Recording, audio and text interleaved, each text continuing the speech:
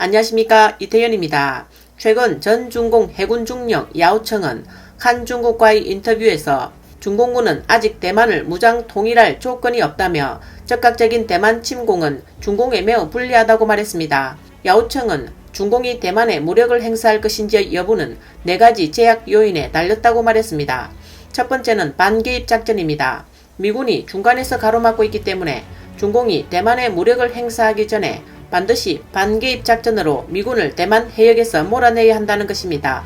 중공군은 비록 무기 장비에서 상당한 진전을 이루었지만 현재 공중, 해상, 더 나아가서는 우주의 작전 체계가 미군의 작전을 제한할 만큼 크지 않고 대만 해협에서도 미군이 감히 접근하지 못할 정도로 압도적이지는 않다며 미군이 중간에서 막는다면 중공은 직접 대만에 무력을 행사할 방법이 없을 것이라고 말했습니다. 두 번째 제약은 당내에서 시진핑의 위상입니다. 만약 시진핑의 당내 지위가 불안정하고 그가 군대의 통제권을 실현하지 못한다면 군대를 지휘할 방법이 없고 이는 공산당 내부 문제이며 시진핑은 아직 3번째 임기에 들어가지 않았기 때문에 현재의 정세는 돌발 상황이 발생하는 것을 배제할 수 없다는 것입니다. 시진핑이 대만을 치겠다고 고집한다면 더 큰 대가를 치러야 하고 성산이 없을 뿐만 아니라 정치적 준비도 충분하지 않습니다. 이에 당내에서는 아직 전쟁을 할지 말지 공감대가 형성되지 않았고 또 당내에서도 대만 공격에 반대하는 세력이 있습니다. 세 번째는 중공의 군사 준비로 대만을 공격하는 것은 결코 작은 전투가 아닙니다. 군대 내에서도 대만 해협 전쟁의 격렬함은 인류 역사상 전무후무한 것이며 특히 현대전의 맥락에서 중공은 여전히 해군, 공군, 로켓면에서 절대적인 확신이 없다는 추론입니다. 중공의 군사 전략 방침은 준비되지 않은 전투는 하지 않고 불확실한 전투를 하지 않는 것이며 대만 해협 전쟁에 중공군을 얼마나 많이 투입할 것인지 또 위험은 어느 정도 되는지 성산이 있는지 없는지 고려해야 한다는 방침입니다. 현재 중공군의 군사적 준비는 충분하지 않으며 군대 내 누구도 대만을 점령할 수 있다고 확신할 수 없습니다. 넷째, 대만은 미국 중공 게임의 초점으로 현재 세계적 추세가 중공에 불리합니다. 미국은 중공을 전략적으로 봉쇄하고 있으며 군사적 측면에 상당한 압력을 가하고 있습니다. 이는 중공군이 함부로 대만을 손쓸 엄두를 내지 못하고 있다는 것입니다. 만약 정말 무력을 행사한다면 중국 인도 국경과 북쪽의 러시아를 비롯한 주변 지역이 충돌할 것입니다. 이로 인해 남중국해의 통제권도 불안해질 것이며 무력 사용은 중공을 더욱 수동적으로 만들 것입니다. 현재 중국은 연간 7억 톤의 석유를 사용하고 있으며 에너지의 80%를 수입해야 합니다. 그중 5억 톤은 말라카 해협을 통해 남중국해를 거쳐 대륙으로 수송해야 하는데 남중국해가 통제되지 않으면 중국 경제는 즉시 파탄날 것이며 누구도 감당할 수 없을 것입니다. 야오청은 중공군에게 3년에서 5년의 준비 기간을 준다면 중공의 준비가 점점 더 충분해지고 이에 미군이 중공을 막기 어려워질 것으로 예상해 그때가 공격 절호의 시기라고 생각한다고 밝혔습니다. 미국도 가만히 있지 않고 단계적으로 중공을 압박하고 있습니다. 특히 대만 문제에서 대만을 유엔으로 끌어들이고자 호소하는 등 일련의 행동은 모두 중공의 군사 배치를 어지럽히기 위한 것입니다. 미군도 이제는 중공에게 3년에서 5년의 준비 기간을 남겨줄 수 없다는 것을 잘 알고 있습니다. 물론 이러한 판단은 중공 지도부가 이성적인 예측에 근거한 것으로 낙관적으로 보면 중공은 3년에서 5년 동안 더 많은 준비를 해야 합니다. 그렇다고 준비가 꼭 다 될 수 있을지는 확실하지 않습니다. 그러나 중공은 이 시간이 필요하며 현재 대만에서의 일련의 행동은 사실상 대만의 위협일 뿐 대만을 지금 공격하려는 것은 아닙니다.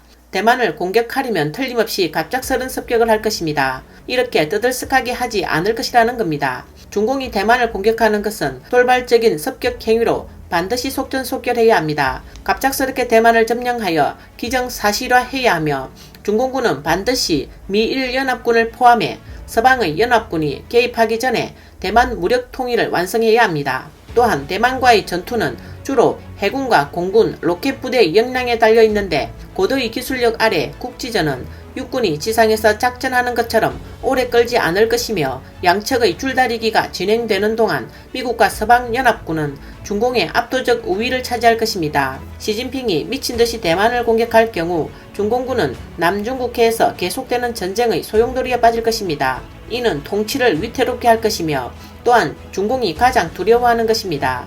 남중국해에서 전쟁이 계속된다면 중공군의 성산이 전혀 없으며 잘못하면 점령한 대만을 다시 토해내야 합니다.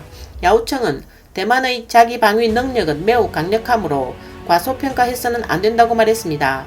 대만은 자위 방위 전쟁에 두 가지 방침을 수립했는데 하나는 원천 타격이고 다른 하나는 자주적 전투력이라고 분석했습니다.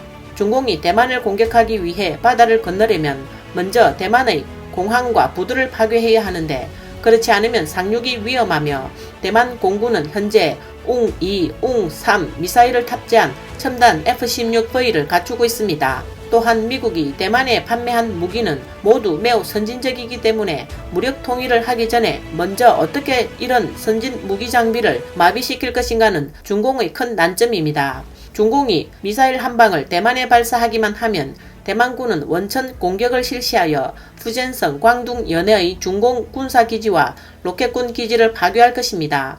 대만이 반격에 나서면 미국과 일본이 반드시 따라올 것이고 2, 3일도 걸리지 않아 중공군의 해군과 공군은 치명적인 타격을 받을 것입니다. 중공의 해군 및 공군과 미사일 부대가 일단 마비되면 육군은 상륙할 수 없는데 어떻게 무력 통일을 할 수 있겠습니까? 중공 내부에서도 자주 추론을 하기 때문에 그들은 대만 침공이 얼마나 어려운지를 잘 알고 있어 중공 군대는 대만 무력 통일을 지금은 겉으로만 하는 척할 뿐입니다. 다음 뉴스입니다. 홍콩 상공에 미확인 물체가 나타났습니다. 홍콩 언론은 지난 6일 베이커우 일대 해변 상공에 약 10분간 UFO가 공중에 떠 있는 것을 시민들이 목격했다고 보도했습니다. 홍콩 미용업계에서 유명한 당안치도 5일 페이스북에 UFO로 추정되는 비행 접시를 직접 찍었다고 밝혔으며 이 사진은 전문가들까지 사실로 인정해 네티즌들의 뜨거운 관심을 끌었습니다. 홍콩 매체 둥왕에 따르면 시민 셰 씨는 지난 6일 오후 4시경 훈칸 해변에서 낚시를 하던 중 베이커우 일대 해변 상공에 은빛 반사물체가 약 10분 동안 공중을 선회하다가 서쪽으로 사라지는 것을 목격했다고 합니다. 지상에서도 많은 시민들이 목격했고 모두가 깜짝 놀랐으며 그 당시 하늘에 헬리콥터 한 대가 지나가는데 비행 물체는 헬리콥터보다 더 높게 떠 있었다고 회상하며 말했습니다. 셰 씨는 또 이 물체는 드론처럼 생긴 것이 아니었다며 높게 날고 빛을 반사해 공중을 선회하며 비행했다라고 말했습니다. 그는 이 광경이 놀랍고 신기했으며 이 물체가 UFO나 우주 정거장일 것이라고 의심했다며 오랫동안 진정할 수 없었다고 말했습니다. 한편 천문대는 UFO에 관한 시민들의 보고는 아직 받지 못했다고 언론에 발표했습니다. 같은 날 홍콩 신계 천수 2위 텐성 위안 인근에도 홍콩 사람들이 밤에 달빛을 촬영하던 중 미확인 발광체를 상공에서 촬영했다고 이스트넷이 보도했습니다. 영상에서 오렌지색 타원형의 광점이 달과 별 사이를 불규칙하게 왔다 갔다 했고 때로는 어둠 속을 질주하다가 갑자기 멈추는 모습을 볼 수 있었다고 전했습니다. 또 미용의 달인이라 불리는 당안치도 12월 5일 차를 타고 붉은 터널에서 코즈웨이베리로 가는 도중 도로 위에서 찍은 사진을 페이스북에 게재했습니다. 사진 속에는 조명이 눈부신 고층 빌딩 위쪽에 선명한 타원형 물체가 푸른 빛을 띠고 있다며 그녀는 UFO인가? 사진은 내가 차 안에 앉아 유리창을 내리고 직접 찍은 것이다.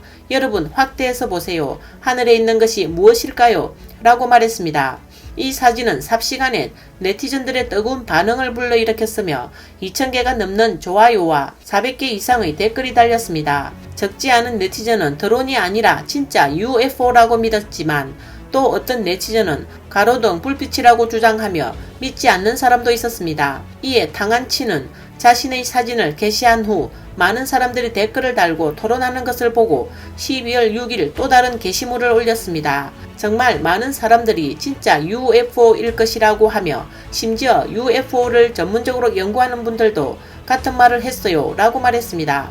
그녀는 첫 번째 사진을 찍을 때 유리에 빛 반사가 걱정돼 창문을 내리지 않고 찍었으나 두 번째는 유리창을 내려 사진을 찍었다고 회상했습니다. 그녀는 풍경 사진을 찍으려고 했을 뿐 별다른 징후를 느끼지 못했다. 근데 생각해보니 이 물체는 이미 거기서 낮게 날고 있었다 라고 말했습니다. 그녀의 게시물 댓글에는 많은 네티즌들이 UFO를 목격한 경험담을 공유했습니다. 네티즌 엘러아울은 나도 어제 아침에 하얀 것을 보고 눈이 침침한 줄 알았는데 진짜 기체가 흰색이었다. 드론 같진 않았고 비행기 같았지만 날개가 없었다 라고 말했습니다. 일부 네티즌들은 다른 지역에서도 비행 접시로 의심되는 것을 보았다고 말했습니다. 오늘 뉴스는 여기까지입니다. 시청해주셔서 감사합니다.